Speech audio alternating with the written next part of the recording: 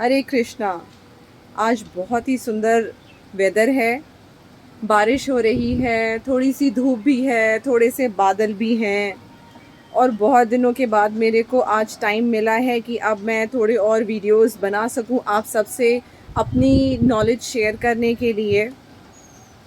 तो चलिए आज जानते हैं कि एक अलग तरीका भगवद गीता को समझने का।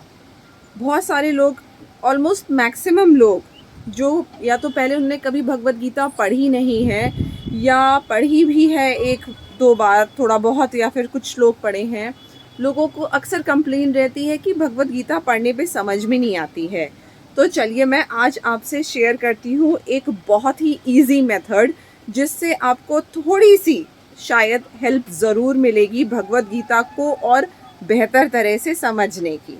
तो चलिए आइए पढ़ते हैं भगवद गीता। फ्रेंड्स, ये तरीका मैं आप लोगों से शेयर कर रही हूँ इसलिए क्योंकि कभी कभी मैंने ऐसा बिल्कुल किया है और कुछ और मेरे फ्रेंड्स हैं जिनसे मैंने ये एडवाइस जिनको दी और उन्होंने इस तरह से भगवद गीता को पढ़ा और उनको एक्चुअली में ये काम आया, उनको अच्छा लगा, उनकी जो तकलीफ़ थी उसमें हीलिंग हुई भगवद गीता को इस तरह से पढ़ने के लिए। क्योंकि भगवद गीता को देखिए, सिर्फ नॉलेज के लिए बहुत सारे लोग पढ़ते हैं कि वो मे भी खुद नॉलेजेबल हो सकें, अपने धर्म के बारे में जान सकें। कुछ लोग इस मोटिव से पढ़ते हैं कि वो दूसरों को पढ़ा सकें। कुछ लोग इस मोटिव से पढ़ते हैं कि वो तकलीफ़ में होते हैं और उनकी हीलिंग हो सके। तो इस बार मैं जिस तरह से आपको भगवद गीता पढ़ना बता रही हूँ, इट इज़ मोस्टली कि जो लोग पेन में होते हैं and they want to heal on their own, तो बेस्ट थिंग है आप भगवद गीता को इस तरह से पढ़िए। ये आपको हीलिंग में बहुत हेल्प करेगा। अब मैं एग्जाम्पल ले रही हूँ आपको समझाने के लिए चैप्टर 2 से। चैप्टर 2 का आप श्लोक नंबर 2 ले लीजिए। उसमें मान लीजिए कृष्ण कह रहे हैं अर्जुन से, the supreme personality of God had said, my dear Arjun, how have these impurities come upon you. तो आप अर्जुन का नाम हटा करके यहाँ पे अपना नाम लिख दीजिए। जस्ट इमेजिन कि ये चीज़ कृष्ण आपसे कह रहे हैं। मैंने इसमें मान लीजिए अपना नाम लिख दिया, या आपका जो भी नाम है, सुनीता, वैष्णवी, ऐश्वर्या, पिंकी, नेहा, राहुल, जो भी नाम है आपका, उसमें आप अपना अर्जुन की जगह नाम रखिए और इमेजिन करिए कि कृष्णा आपसे बात कर रहे हैं। My dear Ridhi, how have these impurities come upon you? They are not at all befitting a woman who knows the value of life. जो औरत लाइफ की वैल्यू समझती है, उसके लिए ये ऐसी बातें शोभा नहीं देती हैं। They lead not to higher planets, non to infamy. ना ये ऊपर का आपको सुख देगी और किसी भी प्रकार से आपके लिए फायदेमंद नहीं है। ओ सन ऑफ पृथा, अब जैसे मेरी माँ का नाम उषा था तो मैंने इमेजिन कर लिया, O daughter of Usha, do not yield to this degrading impotency, it does not become you. Give up such petty weakness of heart and arise. हृदय की इस दुर्बलता को रिधि त्याग दो और इस द्वंद्व से ऊपर उठो। O chastiser of the enemy,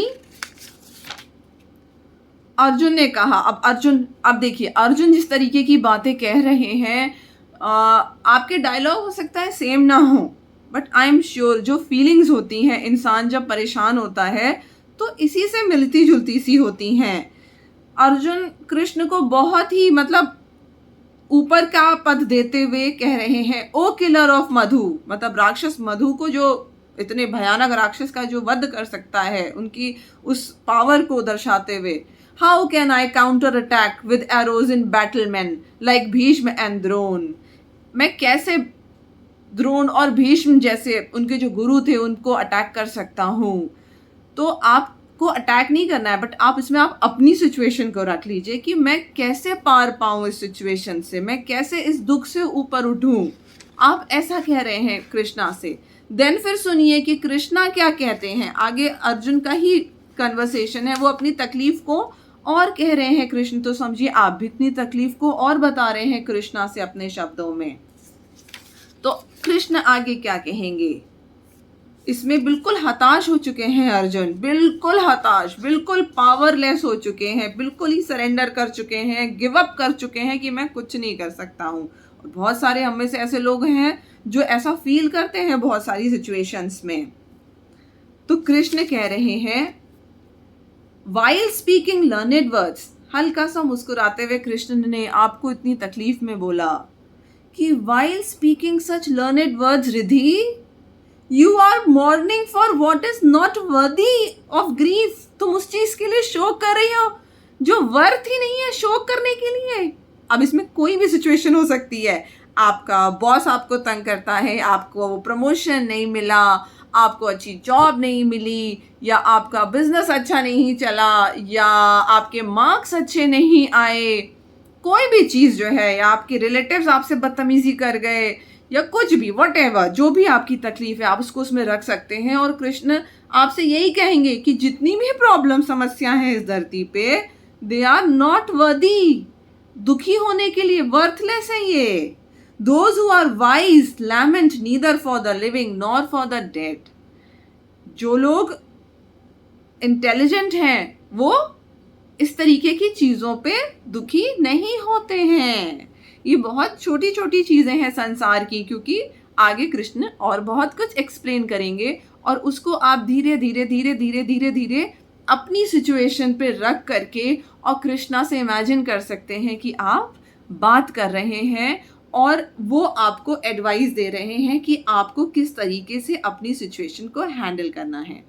100% same to same चीज़ नहीं होगी, but still I am telling you, आपको थोड़ी हीलिंग ज़रूर फील होगी।